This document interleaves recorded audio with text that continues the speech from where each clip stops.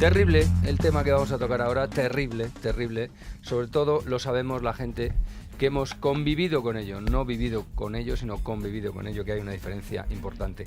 Estados Unidos vive en estado de alarma y no ya por las amenazas nucleares de Corea del Norte, ni siquiera por la presencia en la pirámide de su poder de Omelette Man,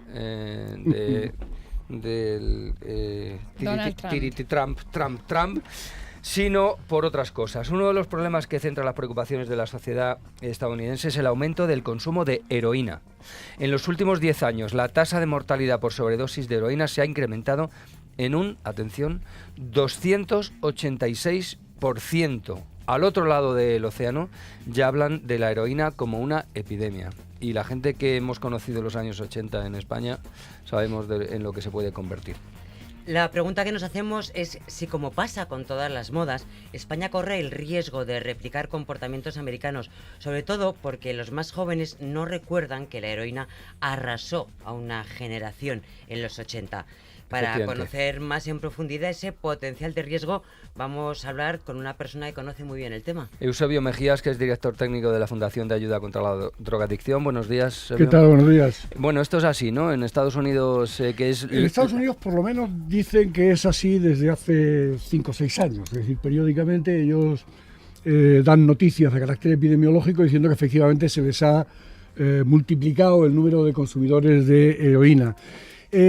No está claro, ellos no tienen claro el por qué se ha producido esta situación. Cuando se produce una explosión de consumo de algo, siempre es por razones muy diversas. Sí, no hay una sola razón que decir. No hay una sola razón, siempre hay muchas razones que tienen que ver desde razones de carácter sociológico, con razones de carácter demográfico, razones que tienen que ver con la oferta del mercado ilegal, razones económicas, etcétera. Por ejemplo, la crisis de heroínas en España, la de los años 80, tuvo que ver con toda una generación que se había encontrado sin un futuro claro, viviendo en unas ciudades dormitorios sin equipamiento, al borde de la desesperación, vamos. Eso es, tuvo que ver... La desesperación, claro. Y también puede ser el desconocimiento, porque claro... Sin duda, el desconocimiento y coincidir también con una oferta, claro. Que en aquel momento era oferta. En Estados Unidos parece que hay un factor que es el más característico que tiene que ver con esto, y es que se ha producido un encarecimiento, tanto desde el punto de vista económico como desde el punto de vista de la accesibilidad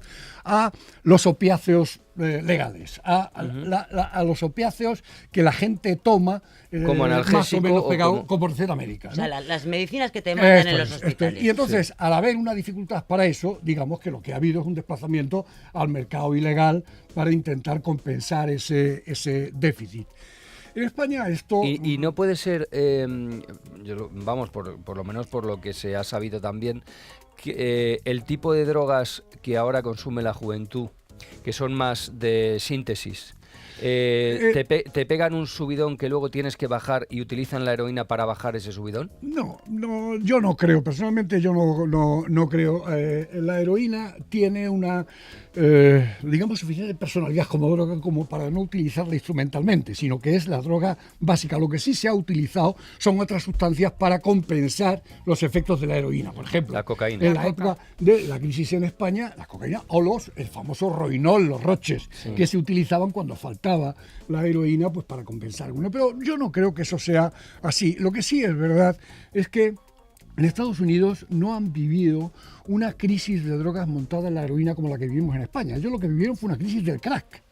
Sí. Y por tanto la memoria histórica en relación con la heroína quizás no sea una memoria tan disuasoria, claro, como la que puede ser en España. Y eso le puede pasar a los chavales que no han vivido los años 80, que no sepan que aquella tragedia sucedió. Desde luego puede pasar, por poder puede pasar. En este momento también en España periódicamente, sobre todo las entidades que están más en contacto con la calle, periódicamente lanzan una voz de alarma, parece que nos ha aumentado, etcétera.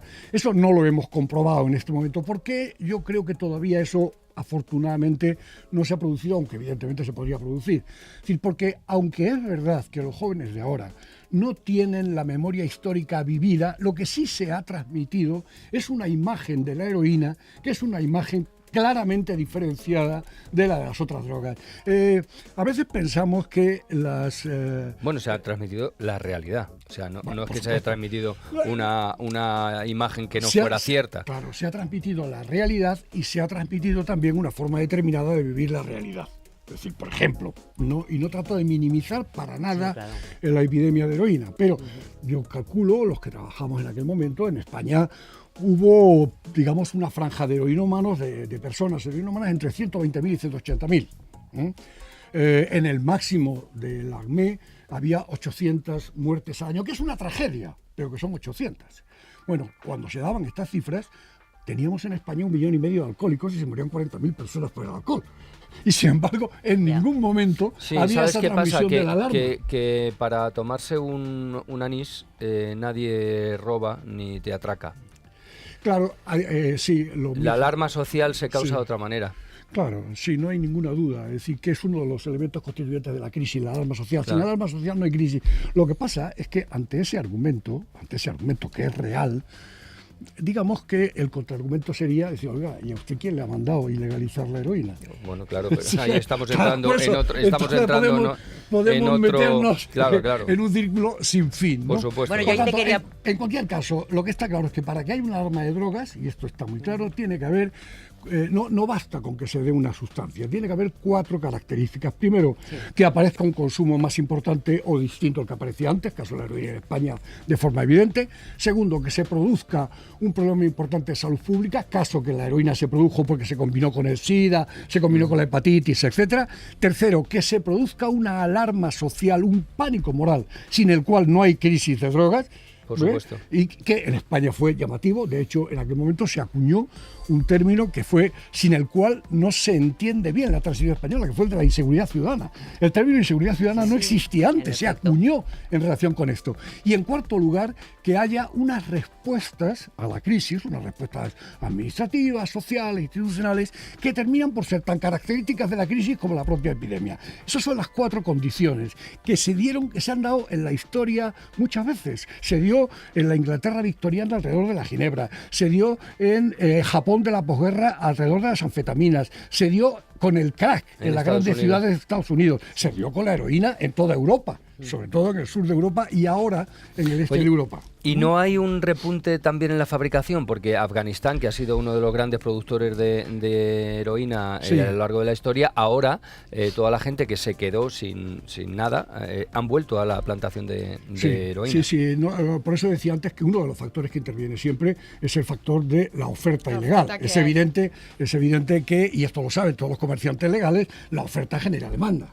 Claro. Y por tanto, si hay una oferta y una oferta que baja los precios, etcétera, etcétera, ese es un factor. No es el único, pero es un factor que se combina con la imagen de la sustancia.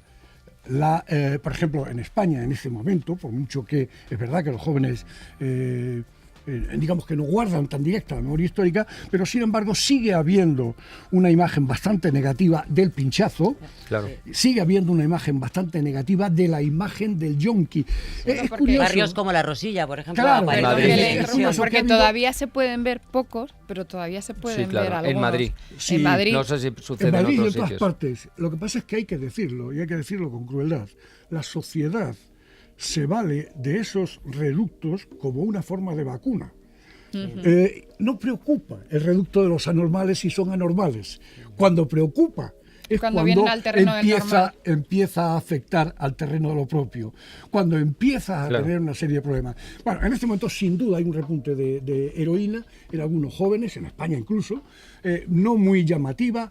En alguna medida un repunte de heroína que tiene las características del consumo de heroína que había en España antes de la crisis de heroína. Un consumo más de jóvenes, más ideologizados, más contracultural, más pensando que es una especie de jugueteo. Lo que pasaba en España a Antes. principios de los años 70, antes de la crisis de la heroína que empieza, realmente estalla en el 78 por ahí. O sea, en España no tenemos bajar la guardia, nunca hay Sí, que bajarla, sí, pero no se puede no bajar se la puede guardia. bajar la guardia, pero en estos momentos no vivimos en un momento de crisis. especial alarma, ¿no? En absoluto. La prueba es que hace ya muchos años que la heroína apareció como preocupación en los españoles en los barómetros del CIS. Durante años estuvo en el tercer lugar. Fíjate. compitiendo con el terrorismo y compitiendo con el paro. Qué fuerte. En este momento ha desaparecido absolutamente. Claro. Y da igual lo que se consuma o no se consuma. No hay una preocupación colectiva, no hay una crisis de alarma. Claro. Se ha normalizado el consumo, es un fenómeno cultural Sí, lo que se ha producido. Eusebio, te quería hacer una pregunta para un director técnico de la Fundación de Ayuda contra la Drogadicción. ¿Eres partidario de que se legalice el consumo de drogas? Así dicho, no. Ya. Pero depende de qué drogas. Yo soy partidario de que primero se racionalice el control, que en este momento es una locura, es un disparate. Hay una exasperación del control penal que no nos lleva a ninguna parte y que está causando gran parte de los problemas. Sí. En segundo lugar, creo que a personas adictas habría que facilitarle el acceso a la sustancia.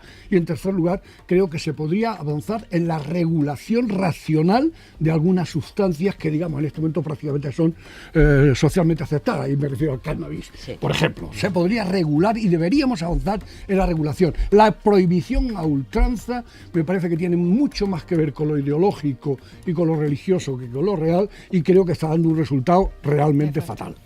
Bueno, pues muchísimas gracias, Eusebio Mejías. Ha sido muy aclaratoria la visión y sobre todo de alguien que conoce de primera mano ese mundo. Muchísimas gracias, un abrazo muy fuerte. A vosotros. Hasta Muchas luego. gracias.